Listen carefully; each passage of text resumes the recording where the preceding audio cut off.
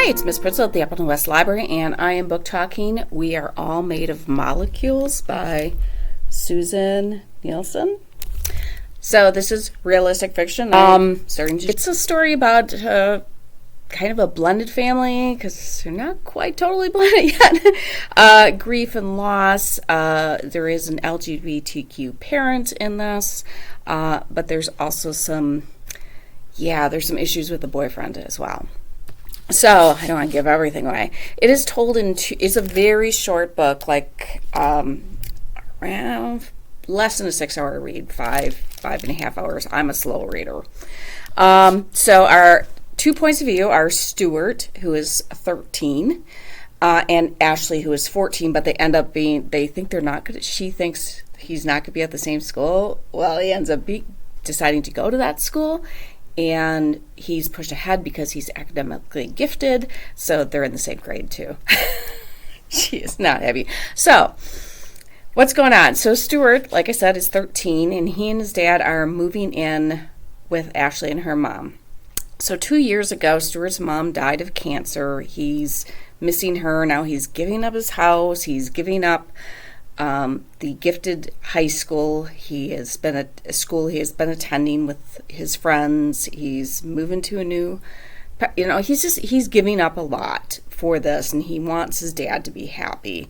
And he's really trying to be positive about Ashley, but, he's not. He knows that things may not be great. And he's one of the reasons why he's willing to do so much of this and willing to change schools and stuff is because he knows he's socially awkward, but his mother always believed that you could improve yourself, and he wants to make his mother proud. And it's called We Are Made of Molecules because Stuart, like I said, is academically gifted. He's very scientifically minded and mathematically minded. And he talks about, he's got this Afghan that he holds of his mother's, and he breathes in her molecules because her molecules are still there. It's a story that could be so sad, and in some ways it is, but it's also this wonderful, really heartfelt, feel-good book. So it's really hard to find these type of books for YA. So I was so happy I read this. So Ashley she's not quite the stepsister because their parents aren't getting married, they're just moving in together. Ashley is very popular at school, but she is definitely would be called a mean girl.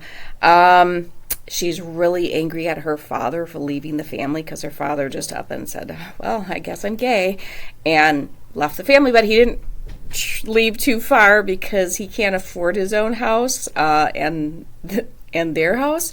So there's this little tiny guest cottage on the property that he's living in. So she's very angry at. She doesn't want to talk to him, all these things. But Stuart is a really good influence on her because he kind of forces her to deal with that situation. She doesn't want any of her friends or anything to know about this. It's like I said, there's things in here that are sad, and she loves her dad, but she's so mad at him right now. Jared is a character who is a new I think he's a freshman, a new basketball player at school. We know he's been kicked out of his other school. We kind of learn through the way reasons why he was kicked out of his other school. And he's interested in Ashley, but is he really interested? There's some things about Jared that, I think some of us might be able to guess, and other not. But he does some things, he gets Stuart. He gets Stuart to be the school's mascot, which Stuart is just so excited about. Thinks Jared's awesome for most of the book.